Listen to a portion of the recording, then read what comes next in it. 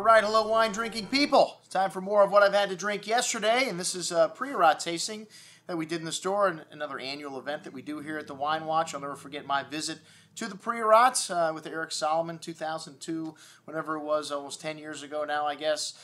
This area was quite the newcomer. You know, it wasn't until the late 80s that Rene Barbier joined together his gang of five, Alvaro Palacios, Daphne Glorian, and the others, and said, this is an incredible, there's incredible potential in this area. You guys got to come with me and be the pioneers. And so they were, and the early 90s were the first releases of their wines. And, well, like I said, in just a few years, this has become the second DOC behind Rioja, which has, well, a history that's very long in making wine, as does the Priorat, but Rioja has been known as a high-quality wine-producing region in Spain for hundreds of years. Anyways, the Priorat today, a very exciting area, and a lot of great new wines popping up all the time. Mostly red, Carignan and Grenache are the two great varietals that dominate these terraced hillsides, and very steep, very high altitude make this area very hard to farm, and you naturally get really low yields. Therefore, you're going to have more expensive wines. It's just really expensive to make wines in the Priorat. All right, we started out with a few whites. You don't have a lot of whites in this area, but, well, this one was a Grenache Blanc, a chalk-like kind of mineral nuance to the Heresia Altes Grenache Blanca, as they call it in Spain, and it's a little green melon and white floral notes, light, simple bouquet, but very pleasant. The price is very light here, also $10 and change. Fresh and clean wine on the palate with that green apple and lime citrus fruit, leaving the tongue salivating for food. A little hint of salt here at the end. A really nice, refreshing summer white here. And the Terra Al Limita, from the Priorat, this wine, one of the wines of the tasting for me, a blend of Grenache Blanc, Pedro Jimenez, and Macabeo, sourced from vines ranging in age from 50 to 78 years. This wine's aged for 24 months in 500-liter casks. You notice a little bit of the oak spice in that.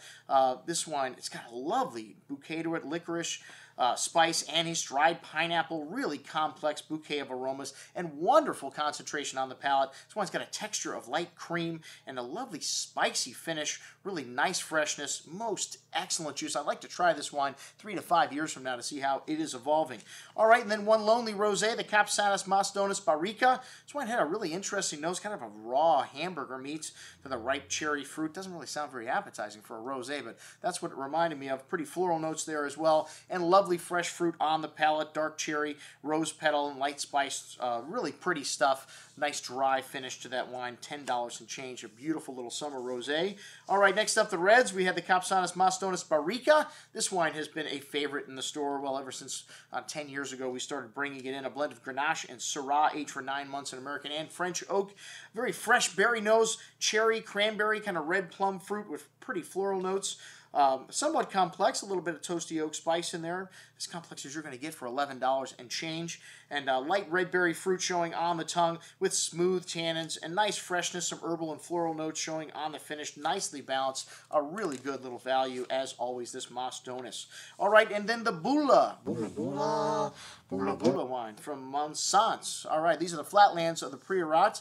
It's a blend of Mazuelo, Grenache, and Syrah. A lot of black plum and black cherry fruit on the nose here with some charred wood notes, some espresso and black licorice. A big wine on the palate here. Quite a bit of tannins. Some of that animal from the Mazuelo, or otherwise known as Mourvedre, and really perfumed floral notes there, some incense, really pretty wine, a little dry on the finish though, really nice, just $11 a bottle. You can't find better value than what you get from Spain in this $10 to $15 price range. Really outstanding stuff, as is the Altes Grenache Negra Terra Alta. This is a region in the southwest corner of Catalonia, 100% varietal, Grenache. Wild and gamey on notes on the nose of the red cherry berry fruits, smooth and round on the tongue with some nice zesty acidity, making it seem a bit light, but lovely nuance, some smoky meaty notes on the finish, light cranberry fruits. Really good little bottle of wine at $10.50. All right, the Cellars de Castel Marge. This is Roque Pereira's kind of entry-level wine, made up of 60% Grenache and the rest Syrah, Merlot, and Cabernet Sauvignon, aged for 8 months in French and American oak. A bit of a gravelly, kind of musty, earthy note to the nose, cherry and currant berry fruit, some exotic spice and floral notes. Notice on the nose, and that slaty kind of minerally note, that licorel soil they have coming through in all of these Priorat wines nicely. And a little perfumey on the finish there, and really nice, easy drinking entry-level Priorat wine for $18.50. You get a nice taste of the Priorat. Next up, the Mas Deux Salanquis. This is wine of the night in terms of the value category. Always an excellent wine. It's a second wine from the Cellars Mas Deux. And a barrel-by-barrel declassification here. And like I said, usually one of the best entry-level Priorats. This 2006 vintage got a little age to it now. 65% Grenache, 15% Carignan, a little Syrah, Merlot, and Cabernet Sauvignon have eked their way into the Priorat there. Aged in French oak. Richly concentrated bouquet of dark cherry. Little asphalt, kind of black licorice and that slate licoril soil shining through in the glass. Fresh spices, dark herbs. Really big and juicy on the palate, but ripe and round tannins. As big as this wine is, it wears it well and still finishes with some nice freshness. Excellent juice, the Mas Deux Salanquis. All right, the Mas Duncombe Planots wine, 2007.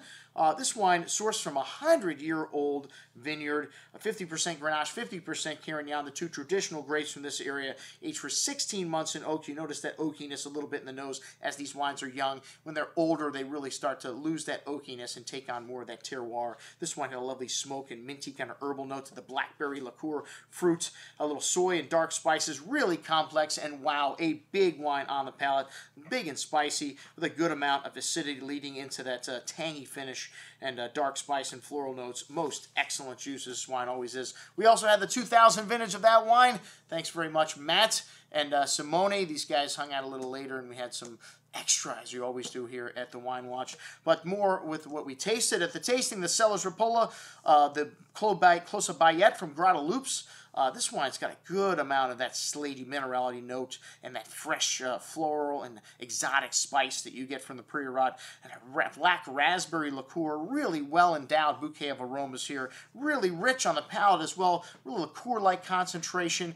Really a little big and syrupy, though, on the finish, but still quite fresh and balanced. Maybe not quite as balanced as some of the other Priorats. A little bit hot on the finish. You notice a little roasted game quality of this wine as well. $97 a bottle. The Mas Deux Vieille Vigne, this one is a blockbuster. Dark cherry liqueur, dried plum, almost a prune-like character, along with a host of licorice spice, exotic floral notes, sweet black soy, Asian spices, dark earth, slate mineral notes, really complex bouquet of aromas, thick and chewy on the tongue with a liqueur-like concentration. Again, really a host of that floral and mineral notes shining through on the finish. This wine needs a bit of time. The tannin's still really big, but has a load of potential. All the right stuff. Most excellent juice at $112. And then the Familia Nits Ornies Planets de Nîmes. This one kind of had a roasted game character and a clay-like minerality to the raspberry coulis fruit, some fresh flowers on the nose. Very pretty wine. Smooth and round on the tongue. Very drinkable style. A little bit of a letdown to have this wine after the Mas Deux. I don't know why I tried it in this order, but still a really nice wine. Some perfumey floral notes and incense spice on the finish. Then the Clos Figueres wines. Clos Figueres is the next door neighbor to Clos Morgador, Rene Barber's property. This is owned by Christopher Cannon.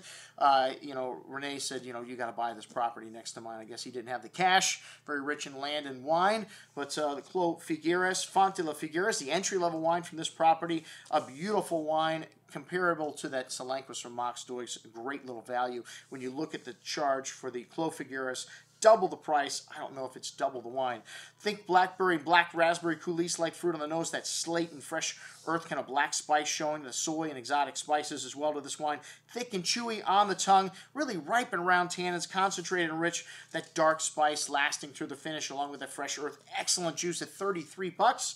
And then the Clos Figueres, very similar nose, maybe a little bit more concentrated, some lavender floral notes, a stronger slate mineral note, blackberry liqueur, exotic spices, licorice.